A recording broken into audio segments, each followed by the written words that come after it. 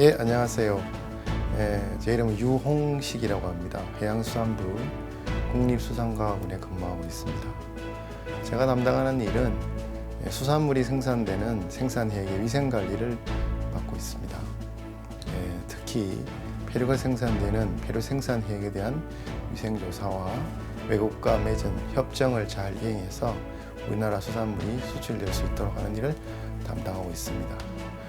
오늘 여러분과 우리 한국에서의 경험, 특히 폐류, 양식과 위생 분야에 대한 경험을 공유하고 그리고 우리나라 세네갈에서 이를 어떻게 접목해서 여러분 수산업을 더 발전시킬 수 있을지 한번 같이 생각해 보기로 하겠습니다. 그래서 오늘은 전반부에 세네갈에서 지금 진행되고 있는 굴 양식에 대해서 한번 말씀을 드리고 또 한국에서 굴 양식이 어떻게 시작되었는지 그리고 현재는 어떻게 굴을 포함한 폐류가 양식되고 있는지를 한번 살펴보겠습니다. 그리고 후반부에는 고품질의 또 폐류를 생산해야 수익을 더 올릴 수 있기 때문에 고품질의 안전한 폐류를 생산하기 위해서는 우리가 어떻게 해야 되는지 한국의 경험을 공유하면서 한번 알아보기로 하겠습니다. 제가 여러분과 만나기 때문에 세네갈에서 수산업이 어떻게 진행되고 있는지 그리고 혹시 굴 양식은 진행되고 있는지 한번 살펴보았는데요. 지금 여기서 제가 본 바와 같이 세네갈의 수산업이 상당히 많이 발전되어 있다. 그리고 관심이 많다 하는 것을 알게 되었습니다. 어제 구내식당 점심때도 세네갈에 수입된 갈치가 나왔습니다. 저도 깜짝 놀랐고요. 어업이 많이 활발하게 진행되고 있다는 걸 알았습니다. 특히 내수면 어업은 양식이 많이 진행되고 있고 틸라피아 같은 것을 많이 생산하는 것을 알게 되었습니다. 하지만 이 지도에서 이렇게 보시는 바와 같이 좀 품종이 한정되어 있다는 것을 알 수 있었고요. 아마 지금 세네갈에서 양식 품종을 더 다변화한다면 특히 폐류 같은 것을 조금 더 힘을 쓴다면 더욱더 발전된 수산업이 될 수 있을 것이라고 생각했습니다. 그리고 신문에서 잡지에서 이런 기사를 보게 되었습니다. 세네갈에서 굴 양식이 막 활발히 진행되고 있다는 그런 기사와 그림을 보게 됐는데요. 이 기사에 따르면 1960년대부터 이미 굴 양식이 시작이 되었고 특히 해외 협력도 활발했다 하는 것을 알 수 있었습니다. 그리고 점점 현대화되고 있고 또 수출도 시도를 하고 있다 이런 것을 들었고요. 맹그로브를 중심으로 이렇게 양식이 되고 있다는 것도 알게 되었습니다. 이 장면 같이 이렇게 소규모 굴 양식도 있고 기업화된 것도 이미 있다고 들었습니다. 전통적으로 세네갈에서는 굴을 익혀 먹거나 건조 후에 먹는데 지금 세네갈에서 굴 산업은 관광업과 연계해서 고품질의 안전한 굴을 호텔 같은 곳에 납품해서 좀 수익을 많이 올리겠다 하는 그런 시도가 있는 것으로 알고 있습니다. 이 시점에서 우리가 어떻게 하면 보다 더 빠르게 고수익의 굴 산업으로 갈지 한번 생각해 볼 시점이 되었다고 생각되었습니다. 이어서 한국에서 굴 산업이 어떻게 되고 있는지, 폐류 양식이 어떻게 되고 있는지 한번 살펴보겠습니다. 한국에서는 한국 전쟁 후에 양식업이 서서히 시작이 되었습니다. 그전에는 주로 잡는 어업 위주였는데요. 60년대 해조류 양식, 이미 일제강점기에도 해조류 양식은 있었다고 합니다.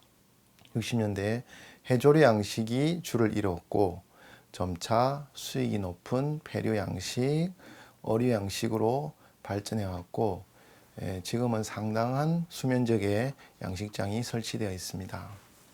그렇지만 앞으로 더 발전된 선진국형 양식을 하기 위해서 IT 기술을 접목한 4차 산업혁명을 주도하는 양식업으로 시도를 하고 있는데요. 우리가 스마트 양식으로 부른 것이고 곧 그런 스마트 양식 체계가 정착되리라고 전망하고 있습니다. 한국은 삼면이 이렇게 바다에 접해 있습니다. 세네갈도 역시 수면적이 상당히 넓은 것으로 알고 있습니다. 그동안 수십 년간 양식을 하면서 다양한 페류와 갑각류와 어류 이런 것들이 양식이 되었는데요. 전체 수산물 생산의 한 60% 정도를 양식업이 담당하고 있습니다. 그 중에서 페류 양식도 활발히 진행되고 있는데 특히 굴이 페류 양식의 주 품목으로 자리 잡고 있습니다. 수요가 많고 또 여러 가지 형태로 가공이 되고 있기 때문에 굴 양식이 활발히 진행되고 있습니다. 양식 대상 생물의 생리적인 특성과 그리고 양식 목적에 따라서 여러 가지 형태를 가지고 있습니다. 굴이나 홍합과 같은 페류는 부착성이 있죠. 바위라든지 여러 가지 말목이라든지 이런 고체에 붙는 형태의 성질을 가지고 있기 때문에 이런 것들은 로프를 부위에 고정시켜서 물에 띄워놓는 수화식 그런 방식으로 우리 흔히 부르는 행잉 컬처 방식으로 양식되고 있는데요. 굴, 홍합, 가리비, 멍게, 진주, 굴 이런 것들이 그 대상이 되고 있습니다. 그리고 잠입 기질을 좋아하는 것들, 뻘에 파고들거나 모래에 파고드는 특성이 있는 그런 것들, 가리비라든지 혹은 피조개라든지 이런 것들은 바닥식, 그냥 바닥에다가 종패를 뿌리고 그냥 클 때를 기다렸다가 물이 빠졌을 때 이렇게 손으로 긁는 방식이죠. 특히 조수간만이 심한 서해 같은 곳에는 수화식을 하는 경우에 물이 빠졌을 때 그냥 드러나기 때문에 이렇게 바닥식을 이용해서 배류를 양식하고 있습니다. 그리고 조금 고품질의 혹은 고가의 품종, 고가의 수익을 올릴 수 있겠다. 어민들이 이건 조금 더 잘 키워서 혹은 이렇게 개체 형태로 키워서 수익을 많이 올리겠다는 경우에는 조금 더 시설 투자를 하는데요. 그걸 업바텀 혹은 다른 수평망식 혹은 가두리식 이렇게 합니다. 그래서 바닥에 두지만 바닥에선 1m 정도 이격시켜서 개체굴 형태로 혹은 개체 형태로 하는 방식도 채택되고 있는데요. 전형적인 것은 전복 양식에서 볼 수 있습니다.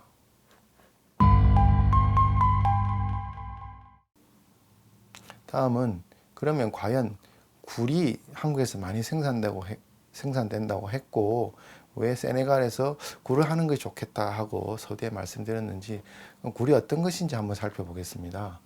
굴은 보시는 바와 같이 중국을 중심으로 많은 나라에서 대량 생산이 되고 있고 오래전부터 우리가 소비해 왔습니다. 그리고 서구라파에서는 고급 음식으로 이렇게 인식이 되어서 지금도 레스토랑에서 값비싸게 팔리고 있습니다.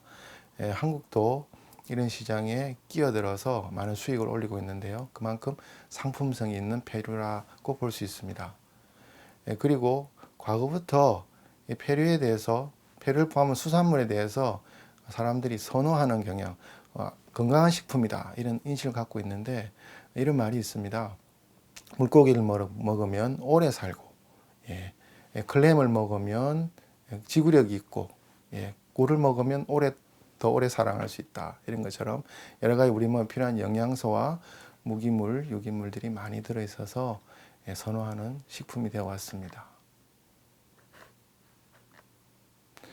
그러면 한국에서 굴 양식은 언제부터 시작되었는지 한번 살펴보겠습니다. 앞서 말씀드린 바와 같이 과거에는 해조류 양식이 주를 이뤘다고 했습니다. 1950년대에 우리나라 해조류 양식에 많은 사람들이 종사했는데 경제적으로 상당히 어려웠다고 합니다. 해조류를 팔아서는 생계를 유지하기가 힘들었다는 것이죠. 그래서 그때 정부는 굴 양식 5개년 계획이라는 것을 수립하게 됩니다. 이 말은 해조류를 굴 양식으로 전환해서 또 이것을 수출을 한다면 조금 더 잘 살 수 있지 않겠나. 1950년대 우리나라 경제 규모에 비교할 때 상당히 큰 규모인 500만 달러의 목표를 세우고 추진을 하게 되었습니다. 이때 우리 수산과학원은 양식을 하기에 적당한 곳이 어딘지 이런 곳을 찾아서 어민들에게 알려주었고 어민들은 지금 같은 현대적 형태가 아닌 대나무에 굴을 매달다든지 이런 원시적인 방법부터 시작해서 굴 양식을 시작하게 되었고요. 지금은 8,000헥타르 이상의 바다에서 굴을 키우고 있고 연간 28만 톤 정도의 굴이 생산되고 있습니다. 아까 앞서 말씀드린 바대로 양식의 목적이라든지 혹은 바다의 특성, 조수간만의 특성이라든지 생산의 목적에 따라서 이렇게 여러 가지 형태로 되고 있는데요. 그냥 바닥에 돌을 깔아서 돌에 붙여서 하는 바닥식, 그리고 아까 말씀드린 줄에 매달아서 하는 수화식, 또 이렇게 폐기물을 이용해서 타이어에 붙이는 방식이라든지 가방에 넣는 수평방식, 이런 다양한 형태로 양식이 진행되고 있습니다. 예, 가장 많이 이루어지고 있는 방식인데요. 행인 컬처. 한번 자세히 보시면 구조는 이렇습니다. 한 200m 되는 로프를 좌우에 말목을 받고 그 로프를 부위로 띄워서 항상 굴이 물에 잠기게 되는 방식인데요. 사진처럼 저렇게 물속에 일정 간격으로 배열되어 있습니다. 이 방식의 좋은 점은 관리가 수월하다는 것이죠. 초기 시설비는 조금 들지만 일정 간격으로 굴이 자라기 때문에 먹이를 고루고루 섭취할 수 있고, 또 당국에서도 밀식을 하는지 안 하는지 정해진 면허 면적에서만 이루어지는지 등 여러 관리가 수월한 점이 있고 대량 생산에 적합한 형태가 되겠습니다. 사진으로 실제로 어민이 수확하는 모습인데요. 굴을 이렇게 줄에 매달아 놨기 때문에 언제든지 윈치를 올려서 성장의 상태도 살펴볼 수 있고 병이 왔는지 혹은 너무 많이 붙었는지 등등 관찰이 쉽고, 수확할 때도 저렇게 올려서 그냥 자르면 되기 때문에 수확도 용이한 그런 장점이 있는 방식입니다. 그래서 한국에서 가장 많이 보급되어 있습니다. 그 수화식 양식장이 있는 바다의 한 모습을 보여주는 곳인데요. 남해안 통영 지역입니다. 너무 많이 흰 줄들이 있죠. 저 희게 보이는 것들이 전부 다 그 부위가 되겠고요. 아래로 굴이 매달려 있다고 보시면 됩니다. 당국에서 과밀 양식을 걱정할 정도로 번성해 있고 어민들이 상당한 수입을 올리고 있습니다. 이거는 굴 양식의 주기입니다. 특별한 것은 없습니다. 폐류 양식은 바다가 키우는 자연 생산 방식이라서 굴의 생리를 따라서 이렇게 진행이 된다고 보시면 되겠고요. 다만 조금 시간을 조절해서 이런 봄에 이런 가을에 이렇게 양식을 해서 출하 시기를 조금 조정하는 정도의 관행이 진행되고 있습니다.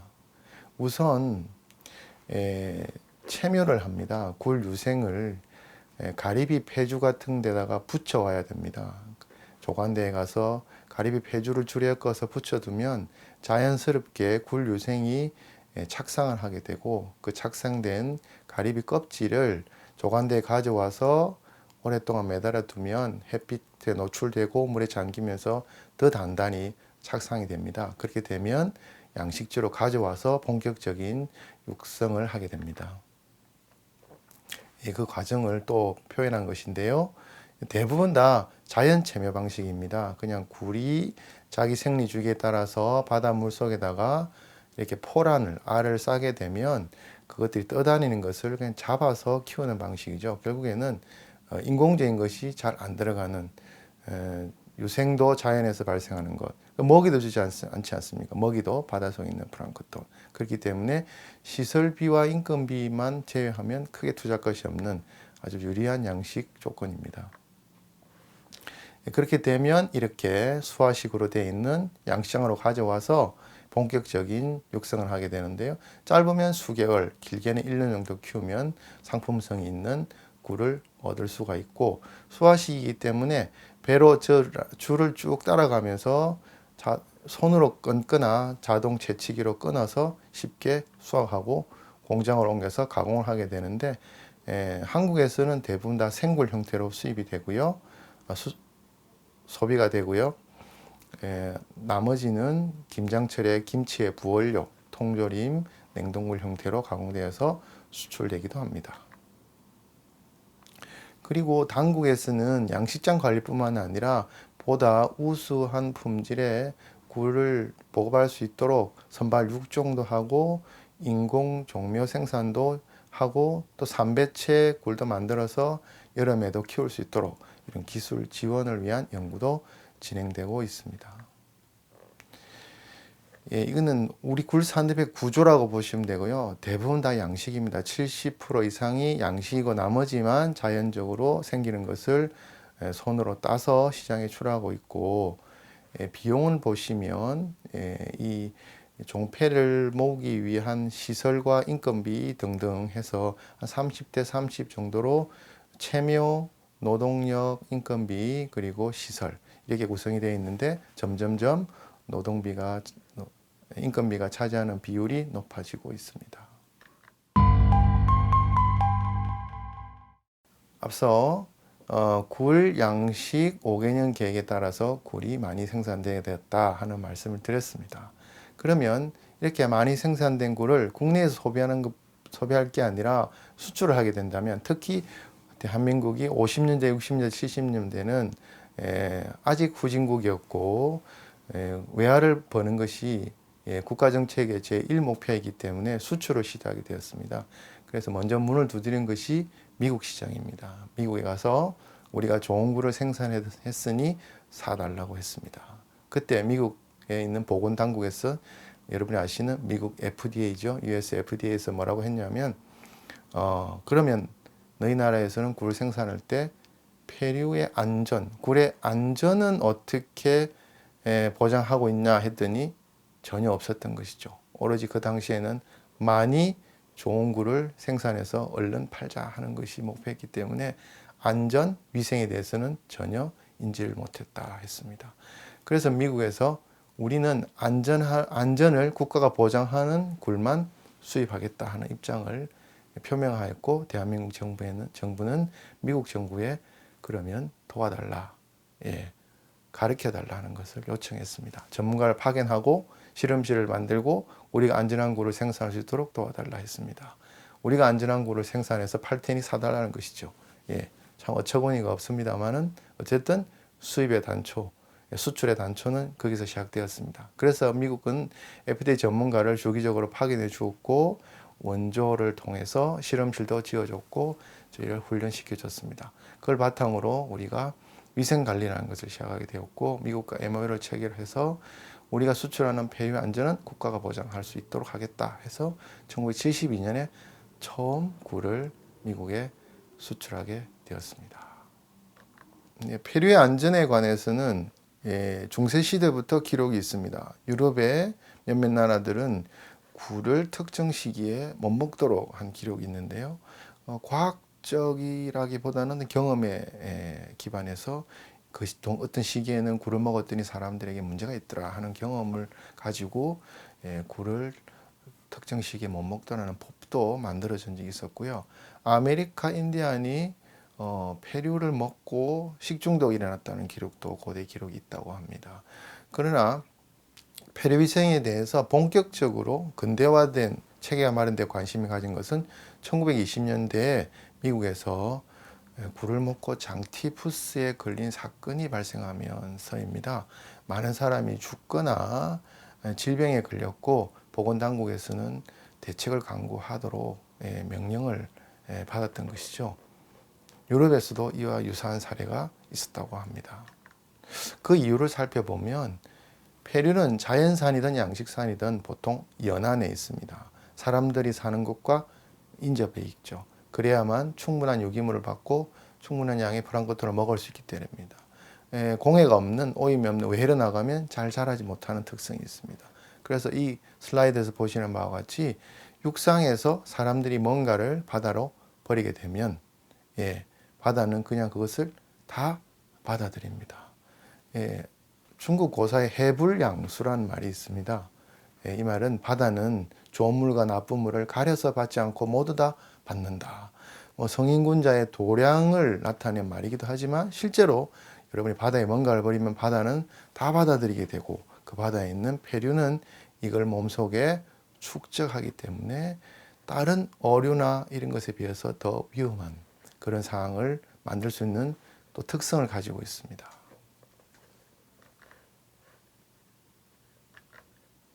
예.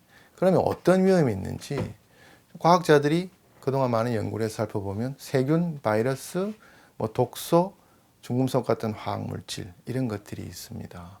예, 전부 다 대부분 다 사람에게서 유래하는 것이고요.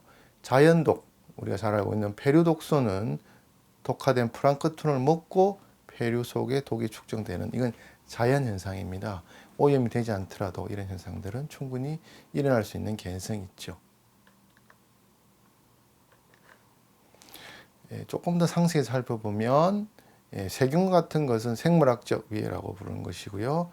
육상에 있는 환자가 배설한 배설물이 처리되지 않고 바다로 들어가게 되면 장티푸스라든지 A형 간염이라든지 노로바이러스라든지 이질균 같은 것이 같이 들어가게 되고 결국 폐류는 플랑크톤을 먹으면서 자기 장 속에 이런 것들을 일시적으로 축적합니다. 일시적으로 축적한 그 시기에 운이 나쁘게 이런 것들을 따서 먹게 되면 사람도 다시 그 질병에 걸리는 것이고요.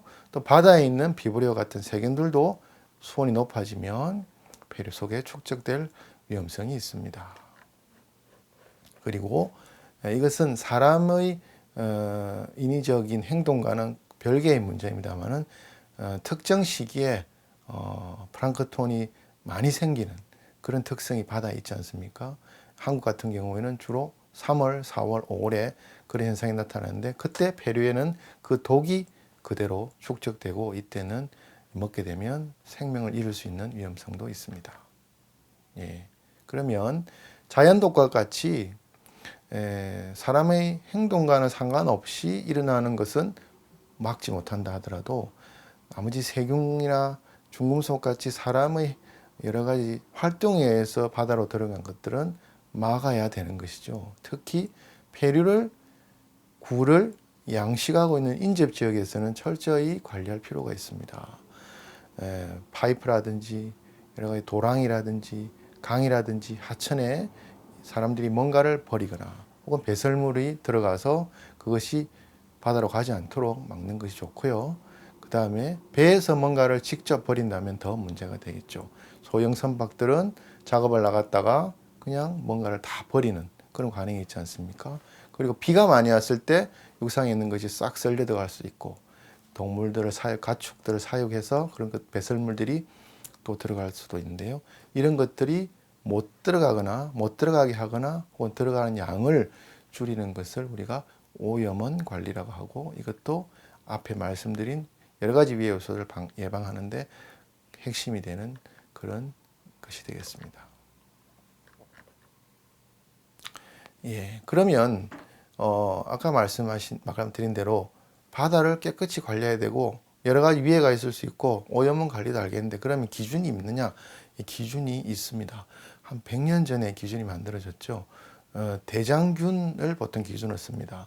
미국에서는 바다 물 속의 대장균, 유럽에서는 굴과 같은 폐류 속의 대장균을 가지고 관리를 하는데요. 어디 가지나 경험적인 수치입니다. 초창기 폐류위생 프로그램이 생길 때 사람들이 먹어서 배탈이 나는 곳과 배탈이 나지 않는 곳을 조사해 보니까 배탈이 나는 곳에는 대장균이 일정 수치 이상 있더라 하는 여러 가지 정황을 파악하고 보다 면밀히 조사한 후에 대장균 수치를 정하게 되었고요. 지금도 그 기준을 적용받고 있습니다. 대장균이라고 하는 것은 온혈동물, 사람과 같은 온혈동물의 대장에 있는 세균이고요. 배설물과 함께 배출됩니다. 보통 대장균은 무해하지만 이 대장균이 많아지면 환자에서 나온 장티푸스균이나 이질균, 여러 가지 바이러스도 같이 있을 확률이 높다 하는 것이죠. 그래서 검출이 쉬운 이 대장균을 지표 생물로 이용해서 관리점을 만들어 왔습니다. 폐류위생 프로그램 중에 양대 산맥이 있습니다. 첫 번째가 미국에 있는 National Shellfish Sanitation Program (NSSP라는 것이고 하나는 EU에 있는 EC8542-2004 프로그램에 의한 것이고요. 이 프로그램은 앞서 설명드린 그런 단순한 위생관리뿐만 아니라 관계된 모든 기관, 연방정부, 주정부, 업계를 아우르는 그런 프로그램이고요. 프로그램 목적은 해역에서 안전한 수산물이 생산될 수 있도록 하는 것이고요. 요소로는 해역의 분류, 그 다음에 수확 관리, 가공시설 관리, 실험실 관리가 되고 있습니다. 예. 예, 그래서 미국에서는 이런 숫자를 적용하고 있습니다. 14 FC per 100ml. 예, 미국은 해수의 바닷물에 있는 대장균 농도로 깨끗한지 안 깨끗한지를 판단하고 있다고 했죠. 이 14라는 숫자입니다. 14라는 숫자는 굉장히 깨끗한 바다라고 생각하시면 됩니다. 인간이나 가축이 배설한 분뇨가 거의 들어가지 않는 상태, 아니면 해수 순환이 빨라서 충분히 희석된 상태라고 보시면 됩니다. 왜냐하면 폐류는 주변에 있는 세균이나 바이러스를 100배 정도 농축하는 특성이 있기 때문에 이렇게 아주 깨끗한 수질을 보장해야만 농축이 되더라도 사람에게 해가 없다 하는 기준으로 이렇게 기준이 14로 설정되어 있습니다. 예, 그러면 우리가 폐류가 안전한 폐류를 생산할 수 있는 바다라는 것이 어떤 것이냐면, 결국 대장균의 숫자가 14이든 어쨌든 정해둔 기준보다 낮아야 되죠. 예, 그렇게 낮으려면 요건이 있습니다. 폐수가 직접 바다에 들어오면 안 되겠죠. 아무리 바닷물이 희석이 잘 된데도 직접 들어오면은 희석할 방법이 없습니다. 예, 그 다음에 기타 병원 세균이 없어야 되고, 독성 물질도 없어야 되고, 뭐 그런 특성이 있고, 바다에 사고 난다는 그런 것도 없는 상태를 우리가 허가 해역 혹은 생식이 가능한 폐류가 생산되는 해역이라고 볼 수 있습니다. 예, 아무리 허가되고 깨끗한 바다라고 우리가 알고 있어도 뭔가 사고가 생길 수 있습니다. 예, 첫 번째 사고는 뭐냐면 비가 너무 많이 와버리는 것이죠. 평상시에는 바다가 깨끗했지만 비가 많이 와서 표층수와 지표에 있는 여러 가지 물질들이 바다로 일시에 들어가게 되면 뿌옇게 혼탁이 되면서 여러 가지 유해 요소도 증가하게 되는 것이죠. 혹은 사고가 났다. 해난 사고. 뱃길이 부딪혀서 기름이 유출되었다. 갑자기 세균이 많이 생겼다. 혹은 독소가 많이 생겼다. 이런 상황도 있을 수 있습니다. 그러면 안전하다고 우리가 조사되었지만 그런 사고가 발생할 때는 일단 폐류를 못 먹게 해야 되겠죠. 폐류를 따지 않도록 그걸 갖다가 해역에 폐쇄, 클로즈드라고 하고요. 그렇지 않은 상태를 오픈이라고 합니다. 그러니까 우리가 조사를 하고 오염원 관리를 해서 깨끗한 바다를 찾아서 굴을 키우는데, 아까 말씀드린 그런 사고가 나면 잠시 해역을 닫아서 굴을 놔두는 것이죠. 그러면 이런 상황, 비상 상황에서 굴을 그냥 놔두면 깨끗해집니까? 예, 굴의 생리 특성이 있습니다. 마치 고래처럼, 고래가 크릴새우를 꽉 이렇게 여과해서 먹고 배설하듯이 굴도 마찬가지로 플랑크톤을 아가미로 여과해서 먹은 다음에 영양분을 섭취하고 나머지는 다시 내뱉습니다. 그 시간이 며칠 혹은 일주일 정도 걸리거든요. 그러니까 수질이 나빠지거나 뭔가 독이 생겨서 폐류에 문제가 생길 것 같으면 잠시만 바다를 닫아두고 폐류가 그걸 다 퍼징할 때까지, 자연스럽게 뱉을 때까지만 기다려주면 또 다시 안전해지기 때문에 이렇게 해역의 일시적인 폐쇄 장치를 우리가 이용하고 있습니다.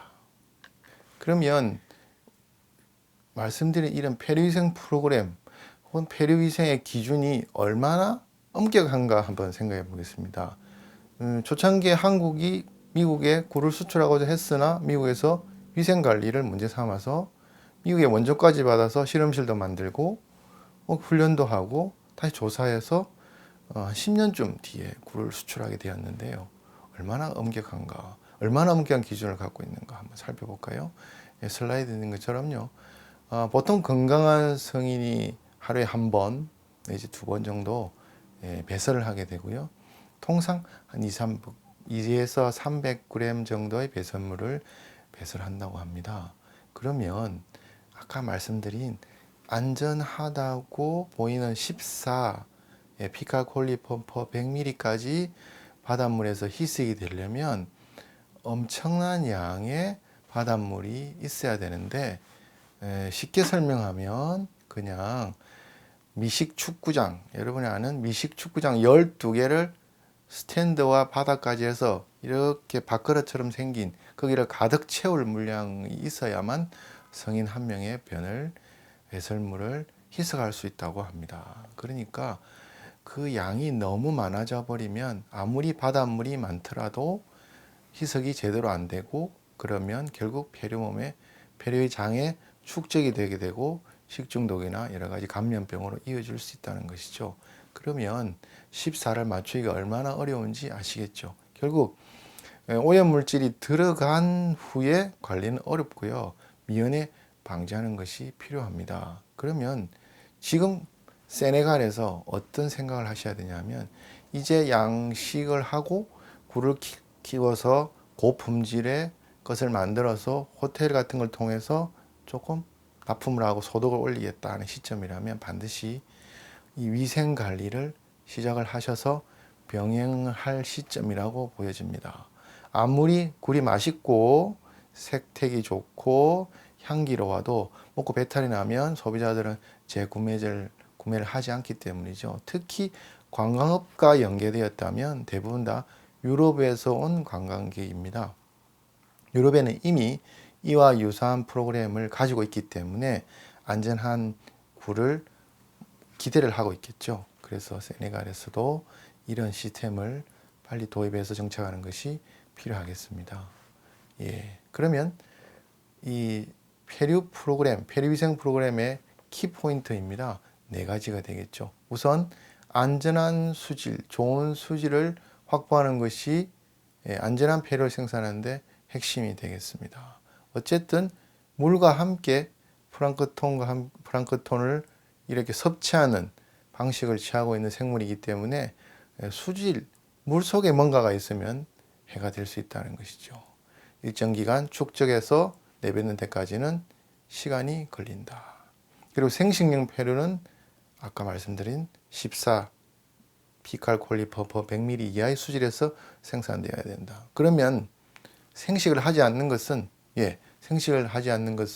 다른 분류죠. 생식용이 아닌 가열조리용.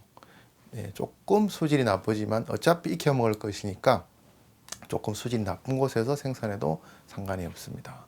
그래서 EU에서는 A, B, C 등급으로 바다를 나누고 있습니다. A 등급은 바로 먹을 수 있는, 바로 익히지 않고 먹을 수 있는 폐를 생산하는 수준의 해역, B 등급은 익혀 먹어야 되는 거, C 등급은 오랫동안 퍼징을 해서 먹어야 되는 해역, 이렇게 나오겠고요. 미국은 허가해요, 제한해요, 금지해요, 이런 식으로 나누고 있습니다. 그래서 용도에 맞게 하고 있고요. 그리고 아무리 어프루브드 허가해역 혹은 A 등급이라도 해도 크리티컬한 문제가 생긴 경우, 사고가 나거나 폐류독소가 발생했거나 혹은 하수유장에 고장이 나서 갑자기 폐기물이 많이 들어갔거나 그런 경우에는 해역을 클로즈드 닫아놓고 잠시 기다린다 하는 것이 폐류위생 프로그램의 4가지 핵심 요소가 되겠습니다. 여기까지 세네갈에서 굴 양식이 어떻게 시작되려고 하고 있는지, 그리고 한국은 어떻게 진행되어 왔는지, 한국이 생산된 폐류를 미국에 수출하려고 하면서 미국으로부터 받았던 여러 가지 지원과 조언과 혹은 요구 조건을 어떻게 해결해 왔는지를 설명드렸습니다. 다음 시간에는 그러면 한국에서 이 폐류의 안전을 확보하기 위해서 어떤 프로그램을 가지고 있고 구체적으로 어떻게 하고 있는지를 같이 살펴보기로 하겠습니다. 지금까지 여러분 듣느라고 고생하셨습니다.